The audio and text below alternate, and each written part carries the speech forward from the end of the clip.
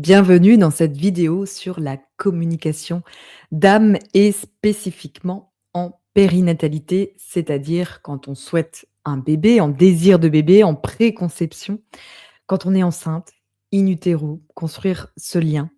Quand malheureusement on vit des interruptions de grossesse, des deuils, des bébés qui s'en vont, ou après, en postnatal, en postpartum, pour communiquer quand la parole, elle n'est pas encore complètement là. Ce sujet, c'est un sujet que j'adore, qui me passionne. C'est le sujet de mes débuts. Donc, au tout départ, quand j'ai commencé à me lancer à mon compte, je faisais uniquement de la communication d'âme, uniquement de la communication subtile. Et puis après, j'ai voulu me diversifier, jouer aussi sur la transformation, sur la souveraineté.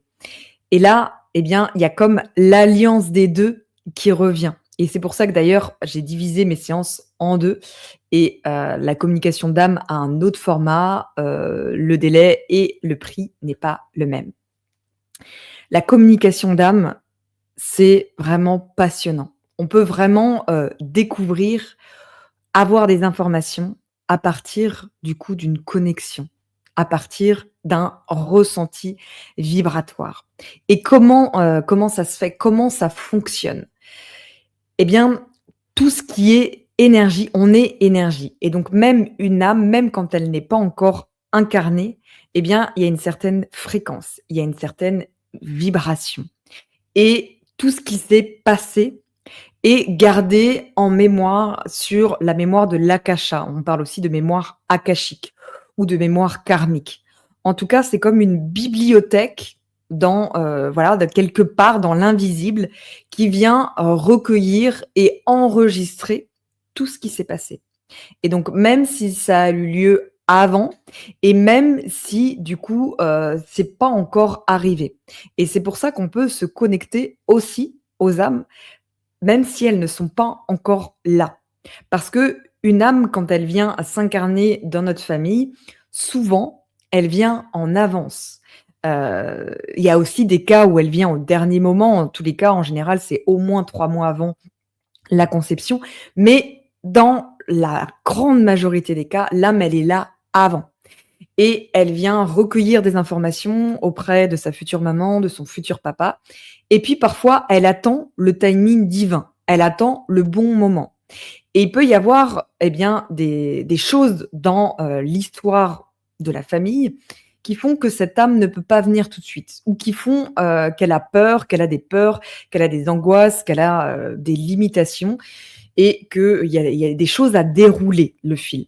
Et ça, c'est très intéressant du coup d'aller capter tout ça, d'aller se connecter à, sa vibration et pour communiquer avec elle, avec cette âme-là, pour savoir est-ce que c'est juste une question de timing divin? Est-ce qu'elle attend juste le bon moment et il y a encore des étapes à franchir?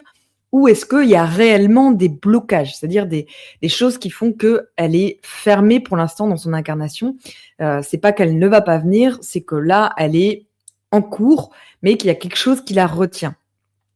Quelque chose qui la retient, ça peut être, des mémoires, eh bien, par exemple, de d'autres grossesses qu'on a eues et donc on reste dans cette peur, que ce soit dans cette vie-là, que ce soit nos ancêtres qui ont vécu ça ou que ce soit aussi dans, le karmique et cetera.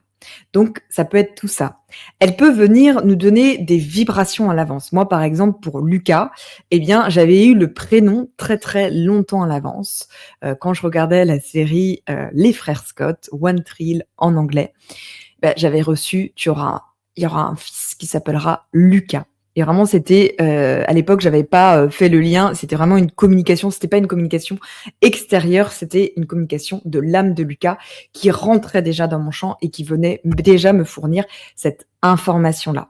Donc il y a des âmes qui viennent en avance, des années avant. Ça, c'était quand j'avais 18 ans et Lucas, je l'ai eu à 32 ans. Donc ça peut vraiment être des années en avance.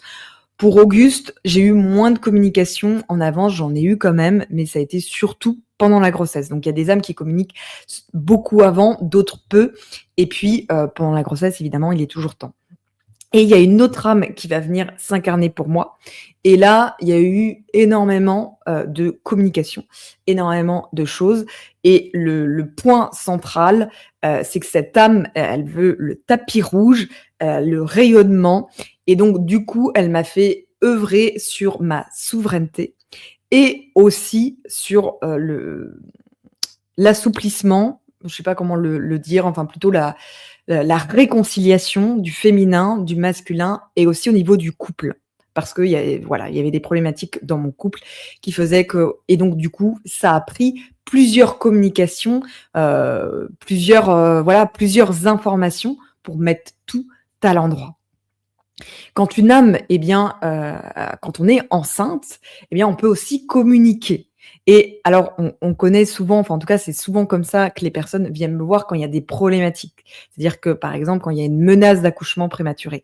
Pourquoi il y a cette menace d'accouchement prématuré? Est-ce qu'on ne s'est pas assez reposé? Mais souvent, non, c'est pas juste ça. C'est qu'il y a des peurs derrière, des peurs. Pourquoi, comment? Ça, évidemment, ça dépend de chaque situation. Et moi, dans les communications que je fais, c'est pas juste une communication. C'est-à-dire qu'on va aussi comprendre la libération et l'effectuer. Et en ça, c'est vraiment fort et puissant. On va aussi dans l'énergétique, dans les mémoires pour les remettre à la bonne place. Parfois, c'est bébé qui est en siège. Et donc, j'avais fait une séance justement qui est enregistrée, que vous pouvez écouter, sur un bébé qui était en siège parce que la maman avait fait une fausse couche. Elle en avait parlé à personne. Et du coup, cette âme-là, elle était restée bloquée et donc elle ne pouvait pas, bébé ne pouvait pas se retourner parce qu'il avait l'âme, de ce bébé de fausse couche qui était encore présent et du coup, il n'avait pas la place énergétiquement. J'ai eu une autre séance avec, une femme où c'était, il y avait eu beaucoup de mémoires d'infanticide, de bébés qui avaient été tués et donc il y avait tellement de peur que ce bébé avait peur et je sais que ce bébé s'est retourné et que la maman a pu accoucher de manière, physiologique, naturelle. Donc il y a plein de belles expériences comme ça. Des fois, le bébé, malgré, du coup, les informations, ne se retourne pas parce qu'évidemment, c'est toujours le choix du bébé d'agir ou pas. Mais au moins, on aura véhiculé, donné toutes les informations nécessaires. Je me souviens aussi d'une femme qui est venue me voir et puis, c'était son troisième enfant et elle comprenait pas pourquoi le travail ne se mettait pas en place, pourquoi bébé ne venait pas, alors que pour ses 2 précédentes grossesses, elle avait accouché en avance et que là, elle était après terme et qu'il y avait menace de déclenchement et on sait que le déclenchement, c'est très compliqué, c'est vraiment à éviter au maximum. Et bah, finalement, il y avait une problématique en lien avec sa mère et comme le bébé était une fille et qu'avant elle avait eu des garçons, bah, c'était pas la même chose qui venait se jouer pour cette grossesse-là. Et on a fait la libération et elle m'a envoyé un message 6 heures après, les contractions étaient en route et bébé est né, dans la foulée. Donc ça peut vraiment amener, de superbes transformations. Il y a aussi ce sujet évidemment très, très sensible, très, très délicat quand on vit des interruptions de grossesse, que ce soit des IVG ou que ce soit des fausses couches, alors même si j'aime pas ce terme fausse couche, ou des interruptions médicales aussi, parce qu'il y a un handicap, parce qu'il y a une suspicion. Ça peut être des choix très difficiles à faire. Des fois, on vient aussi me voir quand on ne sait pas encore si on va garder bébé. Évidemment, moi je me positionne jamais en «il faut que». Dans tous les cas, je ne suis pas là pour dire: «Il faut que». Je suis là pour ouvrir un dialogue, pour, amener, la femme et des fois il y a l'homme qui participe, bon c'est rare, mais à sentir à l'intérieur de son corps, à sentir à l'intérieur de son cœur comment c'est. Et s'il y a des peurs, est-ce que c'est des peurs, qu'elle peut dépasser ou est-ce que là, ça prend trop de place? Et il y a pas de bonne ou de mauvaise réponse. Il y a en tout cas des réponses. Et quand on vit, un départ soudain, une âme qui devait s'incarner et qui part, bah, des fois ça met de la conscience de comprendre pourquoi, comment. Des fois, c'est juste, une question de elle venait comme préparer le terrain et qu'elle va revenir. Moi, pour Auguste, en fait, j'ai eu une fausse couche, précoce, c'est-à-dire vers, ouais, 6 SA, je crois que c'était à peu près ça. Et en fait, j'ai pas eu mon retour de couche, je suis tombée enceinte aussitôt. Parce que c'est comme si c'était juste pour préparer le terrain. C'était aussi pour que je vive cette expérience-là. Je l'avais, choisie de par justement mon parcours, pour avoir cette expérience-là. Parce que quand on vit les choses dans son corps, on peut en tirer d'autres conséquences, que si on apprend juste la théorie comme ça. Et puis ce qui est important aussi, à comprendre, à sentir, à savoir, c'est que toutes ces informations, toutes ces vibrations, finalement, une âme, elle émet des informations, des vibrations. Elle vient se servir dans notre référentiel. Et c'est pour ça que moi, du coup, je me suis formée en tant que doula, en hypnose naissance, en psychologie périnatale de la naissance, donc de la conception, de la grossesse, du postpartum et aussi en études du transgénérationnel, en études de la famille, on appelle ça la psychogénéalogie et en constellation familiale. Ce qui fait que j'ai un référentiel, eh bien, de ce qui se passe dans la cartographie de la conception, dans la cartographie de la naissance et dans la cartographie de la famille. Donc l'âme va pouvoir venir piocher et on va avoir des informations plus précises. Et c'est pour ça qu'il y a qu'on peut être médium, mais avoir quand même une spécialité, des choses sur lesquelles on est plus à l'aise. Par exemple, au niveau des animaux, ça fonctionne de la même façon, c'est-à-dire que les animaux émettent des vibrations et puis on peut se connecter aux informations.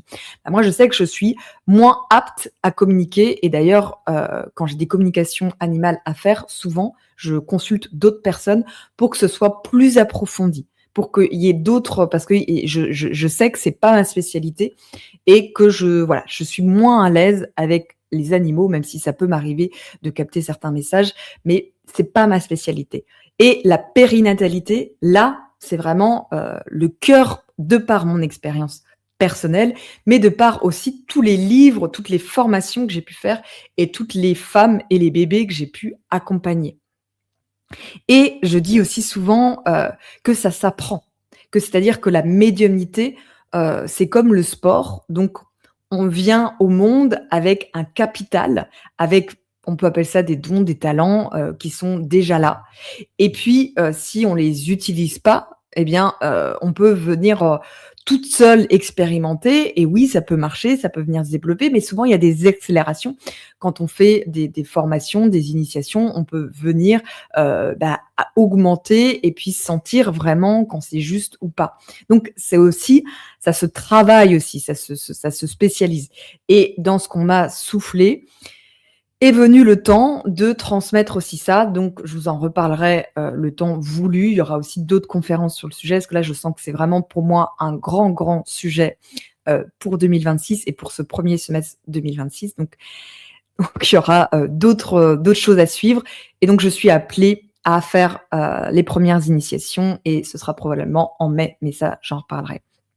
En tout cas, quand il s'agit de notre propre histoire, donc c'est-à-dire de nos bébés, voilà, de nos bébés, ça peut être aussi difficile des fois parce qu'il y a l'émotionnel et on peut venir, douter de ce qu'on capte et donc c'est de vraiment de se faire confiance, quoi. De se faire confiance.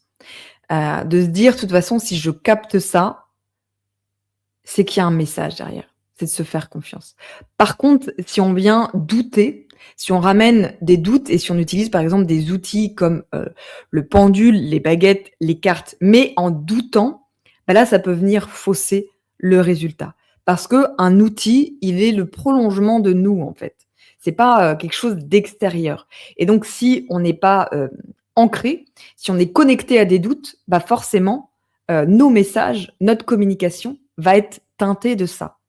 Parce qu'en fait, on est vraiment un canal. Quand on fait de la communication d'âme, on capte un canal et donc on émet une connexion.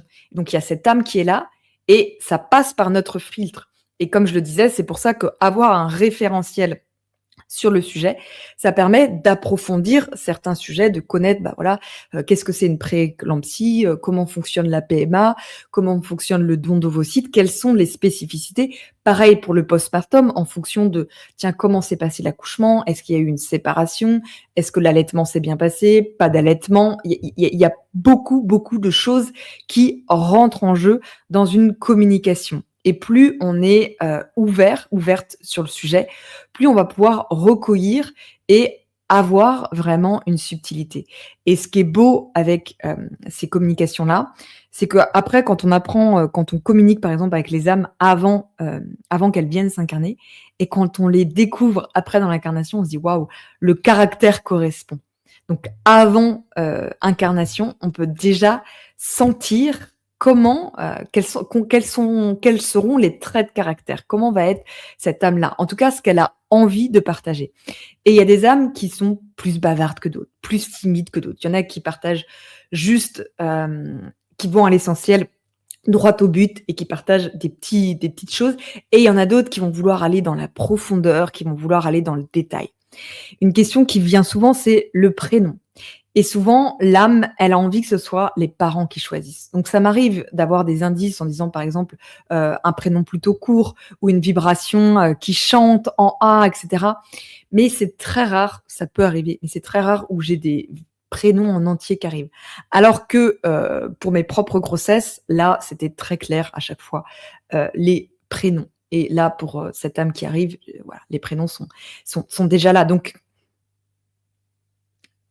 parfois, s il y a une différence entre ce que la personne, accompagnante peut venir capter, et puis les parents peuvent avoir aussi, de toute façon, une autre connexion. En tant que parent, on est aussi canal des âmes qui viennent s'incarner. Sauf que des fois, on n'a pas ouvert, en fait, on n'a pas utilisé, on n'a pas appris à écouter nos ressentis, et du coup, on vient mettre nos doutes dessus. Mais si vraiment on apprend à être à l'écoute de soi, à être dans sa confiance, à être dans sa sérénité, alors on peut, capter de merveilleux, messages et ressortir grandi. Parce que, quelle que soit l'expérience avec cette âme, quel que soit le chemin, le parcours, une âme, elle vient toujours pour quelque part nous faire évoluer, pour nous faire grandir. Si vous avez des questions, des partages, vous pouvez poser vos questions et je referai, d'autres conférences, sur ce sujet qui vraiment me passionne. Prenez soin de vous. À bientôt.